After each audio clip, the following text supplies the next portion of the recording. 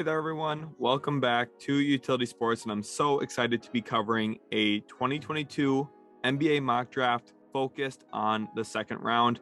It's been a lot of fun covering this NBA draft season, and we're finally here in draft week, and it's so exciting that the night is finally right around the corner. If you guys are excited for the NBA draft, smash that like button and also subscribe to the channel.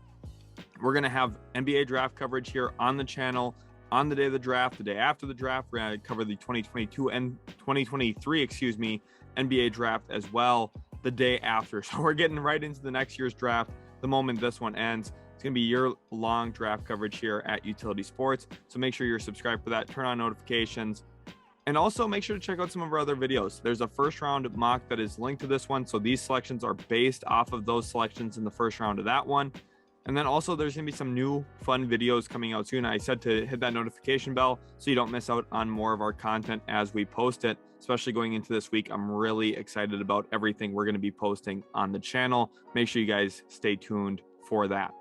So here we are, pick 31, Indiana. The Pacers are on the board, and Caleb Houstan out of Michigan, a player who I've not mocked in the first round. He does have a collection of first round workouts though. He's been working out with teams like the Memphis Grizzlies and a few other notable teams picking in the 20s.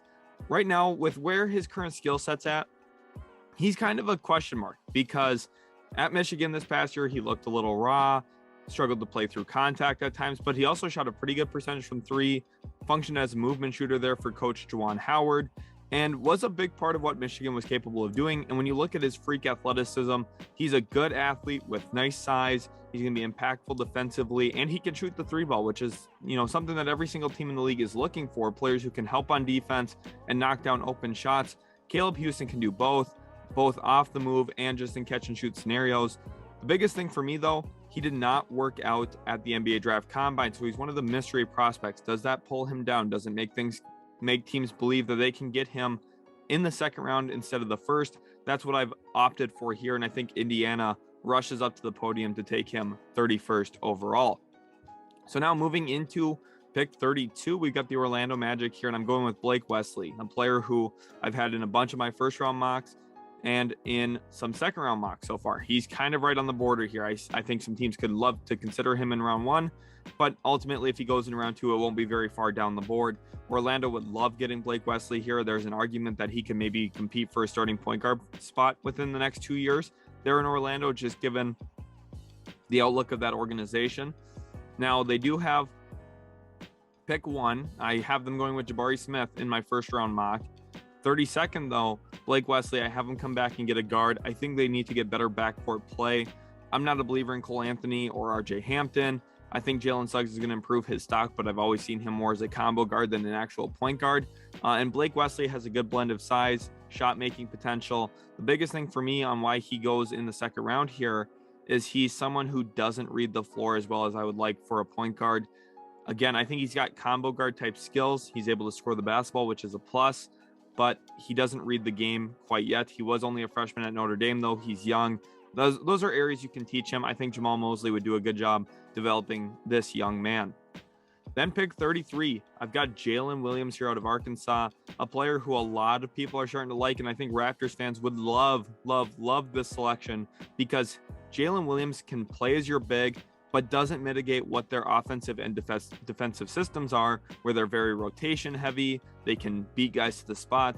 Jalen Williams is arguably one of the smartest defensive players in this class, because when you watch him, there's no surprise that he leads the nation, in charges taken. He consistently beats opponents to their spot, lays his body on the line, gets knocked down, draws a huge charge. It's huge for momentum. And Toronto, a team that's badly looking for a center, finds a good one here in Jalen Williams, who can also step out behind the three-point line, play make to a certain extent for a center. And I think when you consider what Toronto needs, Jalen Williams kind of fits the whole bill. Now, maybe he's not the big rim protector that I think Toronto would love to add, but he protects the rim in another way with those charges taken, with the fact that in a pick and roll, he's going to be able to slip and slide in front of the ball handler and take a huge charge. And that's something that most bigs can't offer you. And the fact that maybe they could get that here 33rd overall gives Toronto a player who's going to be a nice rotation big next to Precious Achiuwa, Khem Birch, and Chris Boucher if they keep Boucher around this offseason. 34, we've got the Oklahoma City Thunder now. Thunder fans, I know how excited you are for this selection, specifically after trading pick 30 away to the Denver Nuggets. And 34 is a huge one, and I have them getting a very good player here in Max Christie, who I think is going under the radar right now as a player who can maybe slip into the end of the first round.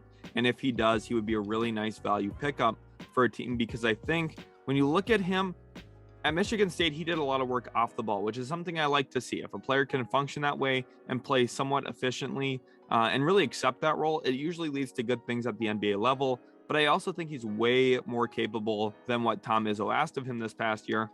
He can put the ball on the deck a little bit. He's got a pretty solid handle. He's a lanky guard at about 6'5", has a nice long wingspan. And yes, Oklahoma City doesn't need more guards, but they're going to go best player available. And I feel like at this spot, they really believe in Max Christie. They take the shot on him here, and I think it's a really good outcome for the Thunder. 35, John Butler here out of Florida State. I know another player who's gotten a lot of notoriety. And I mean, standing at 7'1" and about 170 pounds, you can understand why. The kid is legitimately only skin and bones, but there's some talent there to this. He's someone who defensively is going to be impactful. And this is kind of the type that Orlando likes to draft. Orlando likes to add the length, the skinny guys who are athletic, mobile, and John Butler fits that. Honestly, next year, if they go with Jabari Smith, they could legitimately have a lineup on the floor of, say, Franz Wagner, John Butler, Jabari Smith, Wendell Carter Jr., Mo Bamba, or something of the such, where you have 5 freak athlete type of lengthy players who can impact the game in multiple ways. And it would be fun to watch. I would love tuning into that on NBA League Pass. I think Orlando here, going with the in-state kid and John Butler, makes a lot of sense. And honestly, for me, last year I thought they wanted Scotty Barnes. That's who I thought they would have taken had Jalen Suggs gone 4th, obviously. We know how history played itself out there. The Raptors took Scotty Barnes 4th. It was the right decision, no question about that. And Orlando here, getting John Butler kind of makes up for that a little bit. Not that he's going to be Scotty Barnes, but this is their lengthy defensive type player. We also see Jonathan Isaac in that role. They drafted him from Florida State a few years ago. It makes too much sense here. I think John Butler, someone who can also shoot the corner 3 ball pretty well, fits pretty good in today's NBA. Give him some time to put on a little bit of weight, and he's going to be impactful for sure.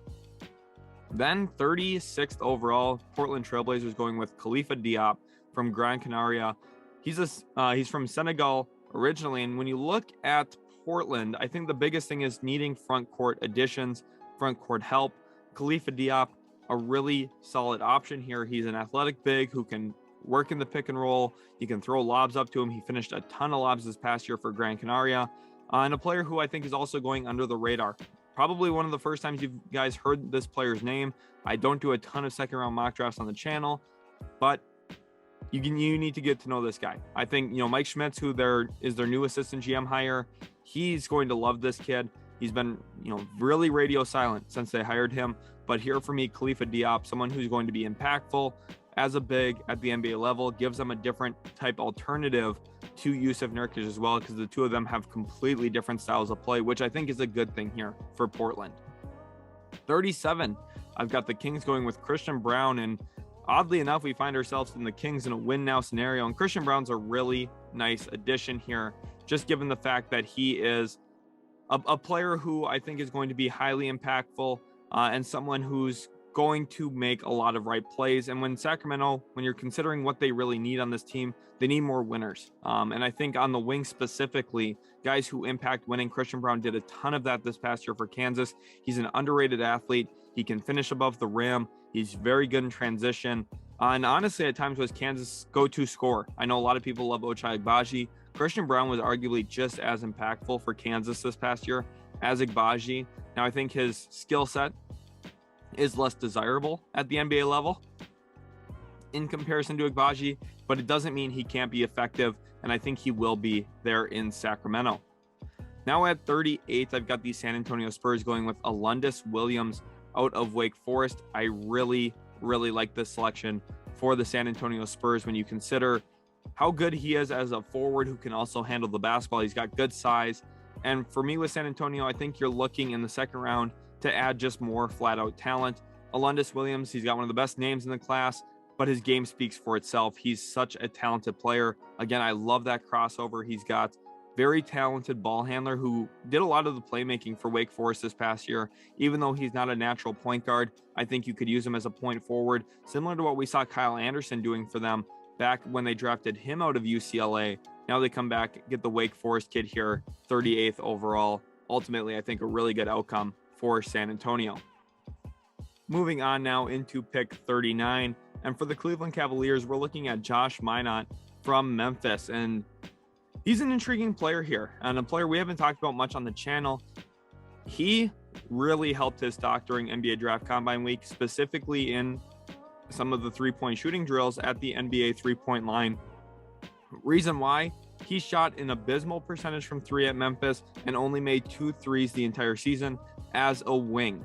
That is not going to get the job done at the NBA level, but he showed serious flashes at the NBA Draft Combine, not only in those three-point drills like we talked about, but also in some of the scrimmage games, and was very impactful. The one thing I like about Minott, in transition, he gets to where he wants to go, and he finishes around the rim with ease, both with his right and left hand. I think he can be an impactful player in year one. You're probably looking at a little bit of time before he cracks playoff minutes, though. But for Cleveland, I think taking a player here 39th, you're looking for someone who's young, which Minott checks the box there. You're looking for someone who's athletic, checks the box, and you're looking for somebody who down the road could impact games in a meaningful manner. He was already doing that this year for Memphis. I think at the NBA level, though, it's going to take a little bit of time, a little bit more adjustment to his three-point shot. But with some development there, he could become an actual mainstay wing for the Cleveland Cavaliers. Then we move into 40, and this is one of the bigger steals of the draft here. Kennedy Chandler, 40th overall to the Minnesota Timberwolves. Every single video, I feel like I have to sing the praises of Tim Connelly now that he is the president of basketball operations there in Minnesota, because he's just going to make a bunch of right decisions. And Kennedy Chandler is a perfect example of this here. While every single team zigs, Connelly's going to zag. Teams are going to pass on Kennedy Chandler because he's not the tallest player in the room. He's about 6 foot tall. And a lot of teams are going to cross him off their big board specifically because of that reason, because they do not want to have a smaller guard.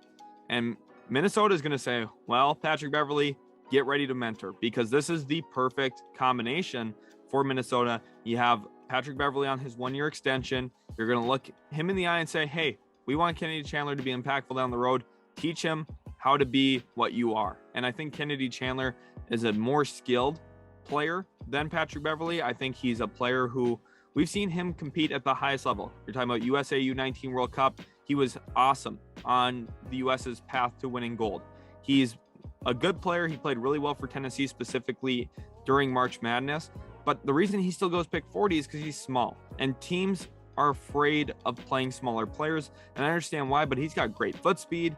He's someone who's very intelligent, smart, and when he has the ball in his hands and when he's being decisive, which is really the biggest thing, if he continues to do that, he's going to be a good pickup here.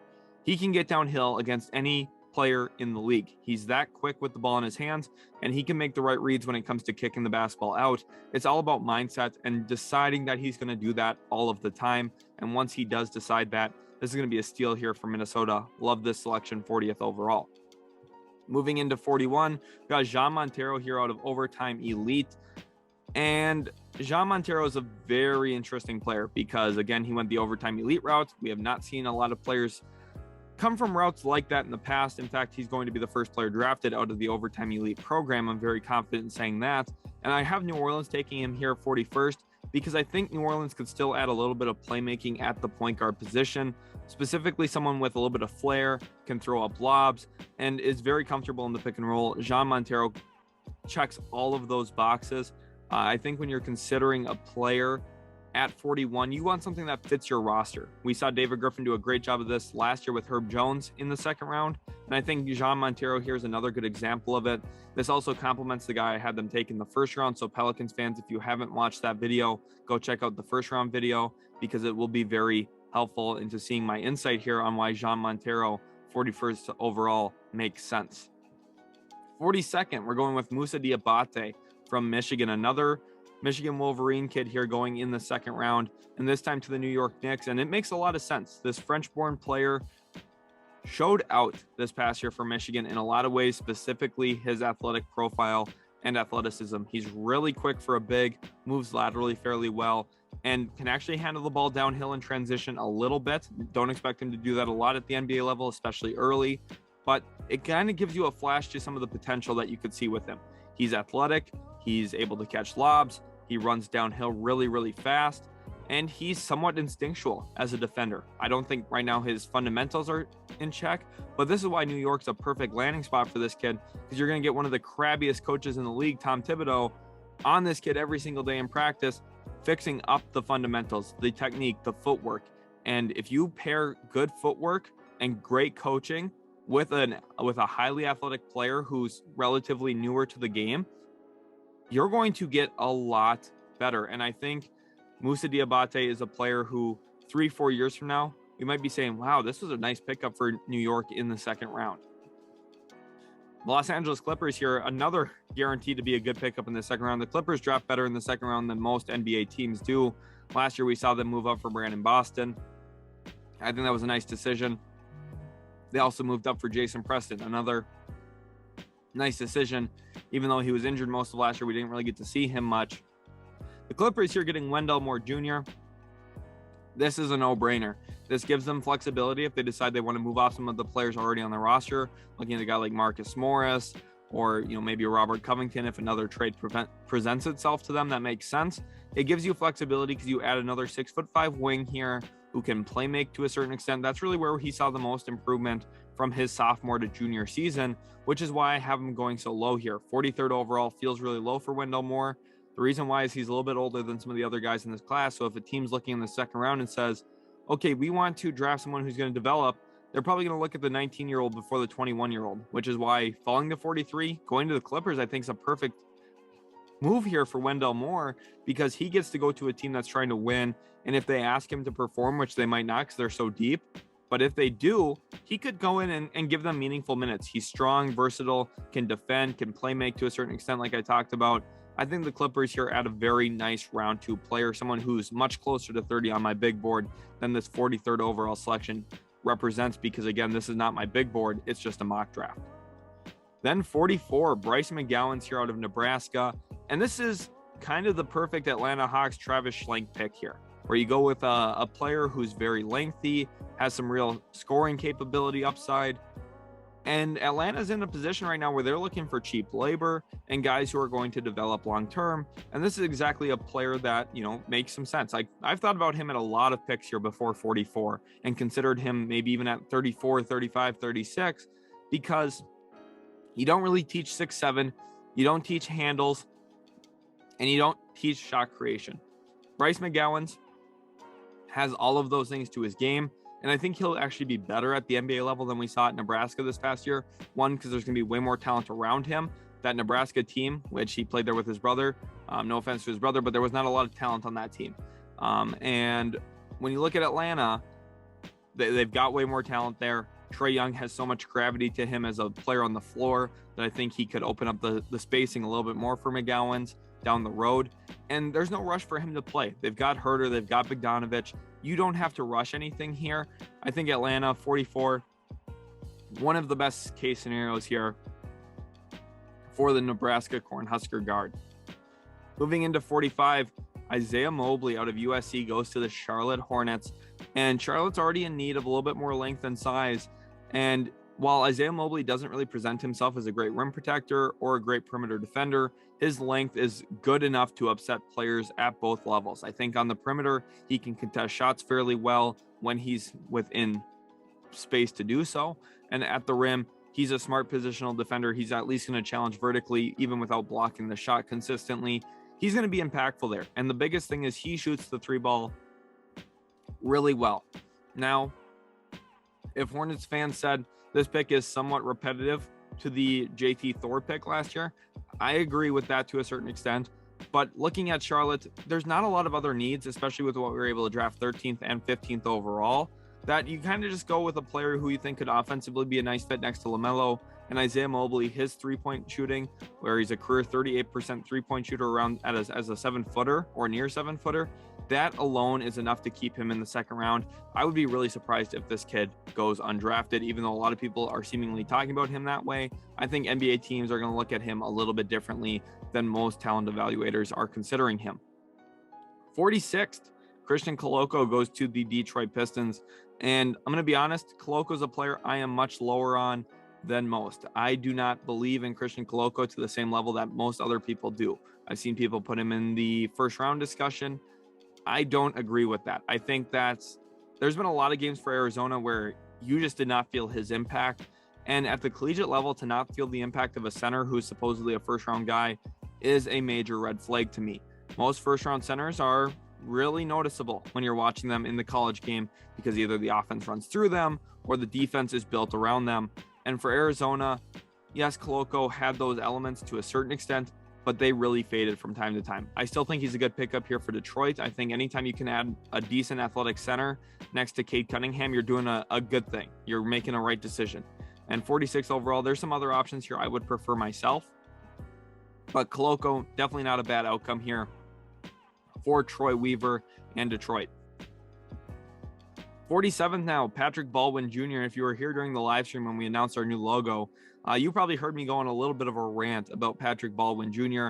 Again, this is a player some people have in the first round, and I just quite frankly don't understand it. He shot 26% from three this past year with Milwaukee. He's had injury history. He's someone who when he played for the USA U19 World Cup team, was a non-factor for the most part. Probably consider him the 9th or 10th best player on that team. And there's players from that team that aren't even in the draft this year, like Caleb First and Adam Miller.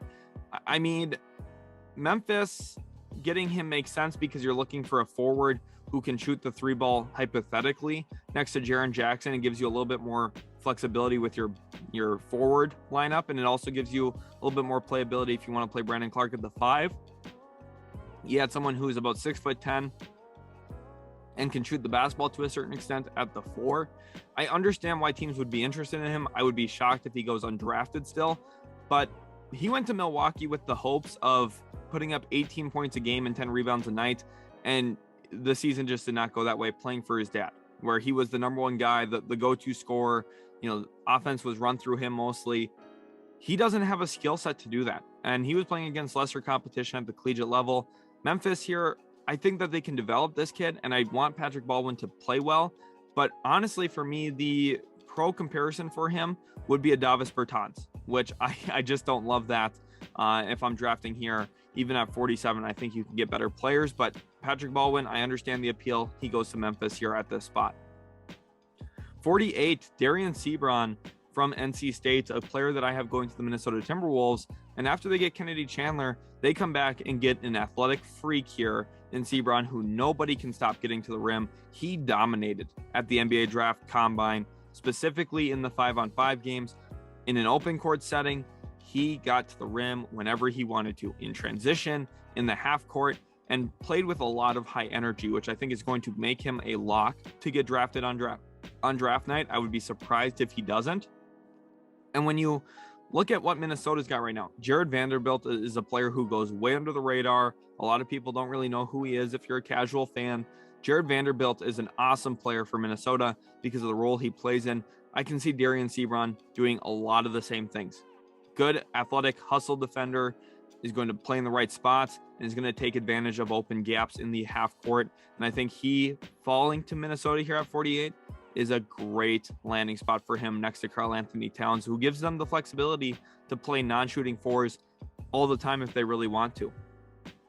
Now at 49, Sacramento on the clock again, and I give them Johnny Juzang here from UCLA, a player who last year I was kind of surprised he didn't come out for the draft, just based on how far UCLA made their run. I kind of thought, yeah, he's got all the momentum right now, lock himself up as at least a second-round pick, and get his NBA career started. He opted to not do that, but now in this year lands 49th to Sacramento. Juzang's got some flaws to him. Athletically, he's not that gifted. And when you consider what he is offensively, that type of role doesn't play itself out in the NBA as often as it does at the collegiate level when you're the go-to guy for a program. But here for Sacramento, again, I still think you're trying to find competitive wings who are all about winning. We went with Christian Braun earlier, go with Johnny Juzang here. They added two guys who I think could actually make an impact on this roster rather quickly, which is Sacramento's end goal, right? They have pick 4. They've got 2 second-rounders here that they can get better with. And I think ultimately they got better with all of these selections in these 2 mock drafts put together. 50, Minnesota on the board again. And now we're going with Kofi Cockburn, and people are going to say, whoa, so we're going center here after going with Darian SEABRON. Yes, I think Minnesota here wants to give themselves a little bit of flexibility and the capability of pivoting. If they decide that they want to make changes, they want to make a big trade, they want to have guys in the wings that fit multiple positions. So Kennedy Chandler fits as your backup point guard long-term, replacing Jordan McLaughlin, I would think, down the road. You look at Darian SeaBron, giving them flexibility if they do move off of Vanderbilt. And Kofi Cockburn, the reason they go with him here, not because they're going to move Karl Anthony Towns, but maybe they want to try Cap playing the 4 a little bit and play bigger, meaner, and stronger. And while I think Cockburn's got a lot of issues to his game, I think he's going to be terrible out in space. You have to employ him only in drop coverage. The one thing he is that other players in this class aren't is massive. This is a huge human being who is north of 270 pounds, basically pure muscle. Good luck moving this guy down in the paint. He's going to be a nice post defender if you want to throw a guy at Joel Embiid. Kofi Cockburn might be one of your better options pretty quickly, honestly. Not that he's going to stop him. I don't think anyone in the league right now is stopping Joel Embiid, but Joel Embiid's going to feel him.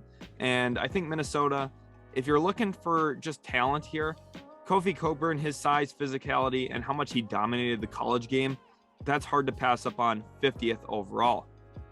Now 51, we get into Golden State here, and I'm giving them Trevion Williams out of Purdue, a big with guard skills. And that's really rare to see a player like that, and having him go 51 overall is a little shocking. Now, the one thing here is he is a senior coming out of Purdue. He's a little bit older, and he's rather one-dimensional offensively with his ability to score. It's really going to come down to whether he can get that right baby hook or putbacks. That's how he's going to score the basketball. And for Golden State, maybe he's not the prototypical screen guy that they would like to have, but I think the passing, there's upside here to him with Trevion Williams that they feel like maybe they could make him fit their scheme, where he's going to be able to move the ball to the high post, use him on a bunch of dribble handoff stuff. He's made some really phenomenal passes at the collegiate level that when you're watching live, you just can't believe you saw that happen. And for a player like him to go 51st overall, this is value here for Golden State. And with him being a little bit older, I think he could actually probably play some meaningful minutes in year one with the reigning NBA champions. Again, a huge testament to Golden State with how talented they are, the fact that they just won another title. 52, and this is a pick I'm really excited about, Pelicans fans. Gabriel Procida from Fortitudo. He is an Italian player who has one of the highest hops in this draft. He is probably the highest jumping white guy I've ever watched play. And I say that affectionately. That's an awesome thing to be. He is a lot of fun. He's going to work in transition really well. He's shown some shot making capability. In fact, I mocked him way higher previously, and then I had to move a couple things around. I kind of rethought some of my selections. He was up in the 30s. And then I kind of switched up a couple things, moved certain guys around. He had to get moved back down. And it was unfortunate because I wanted him in the 30s. I think it's possible he gets drafted in the 30s. But here, 52 overall, this is a huge, huge, huge steal for New Orleans. And another example of David Griffin adding another quality player in the second round. I think the Pelicans are on such a great, track record right now and great trajectory to where they're going to go, that I think all the projections for where this team's going to be down the road is a really, really nice thing. Gabriel Procida, like this kid's game a lot. He's competitive, athletic, can shoot the 3 ball. And I think a year or two from now, we see some massive progression from him into playing a pretty decent role on a good team in the West. Boston Celtics here, 53rd. And this is another really good fit for me. Ryan Rollins out of Toledo. He's a 6'4" guard who a lot of people are starting to really come around on. He did a lot of the ball handling there for Toledo and was really the guy for that team. He made a lot of the offense run. He was very effective this past year. And Boston, a team that I think could use a little bit more backcourt help. Is this an upgrade over Peyton Pritchard? Maybe not on day one, but by year 2 or 3, I think it probably is. It gives them a little bit more length, athleticism into the backcourt, and ultimately as well for me with Rollins, just a player who is a grinder. You don't go to Toledo as a top recruit and then you're just a lock to be drafted. He has gotten better and better and better, and I think now at this point, with where we see him in the draft, he's going to get drafted for sure. I would guarantee him to be a lock to get drafted on draft night. I would be really surprised if he doesn't. Now we have the 2 forfeited picks in Milwaukee and Miami, of course, for tampering reasons. Miami with Kyle Lowry, Milwaukee with some of their own reasons, specifically around Bogdanovich. And this is a shame on the NBA, not just these 2 franchises, which, obviously I'm upset, with the tampering. The fact that they are going out and breaking the rules is unfortunate, but it's a shame on the NBA for the decision they made. The fact that they stripped these two teams of second round picks, they didn't, reassign them to the teams with the worst record, didn't reassign these picks. They should have just at least let these teams keep the picks, increase the fines, and maybe, find other ways to penalize this team, like such as taking away their mid-level exception for a year. I feel like that would have a greater impact, because Miami's like, oh yeah, we would trade pick 55 for Kyle Lowry, no question. And Milwaukee's like, yeah, realistically, we trade a back and second rounder for a shot at Bogdanovic. There's no question that those franchises would feel that way. This is a slap on the wrist, and it's a pitiful one at that, because all it does is hurt these young kids. Now 2 less players are going to get drafted this year. I'm really upset about it. I really am. And I'm very disappointed in the league's decision to make these teams forfeit these second rounders without reassigning them to another team, maybe having their own lottery system for these 2 picks on which team could get them.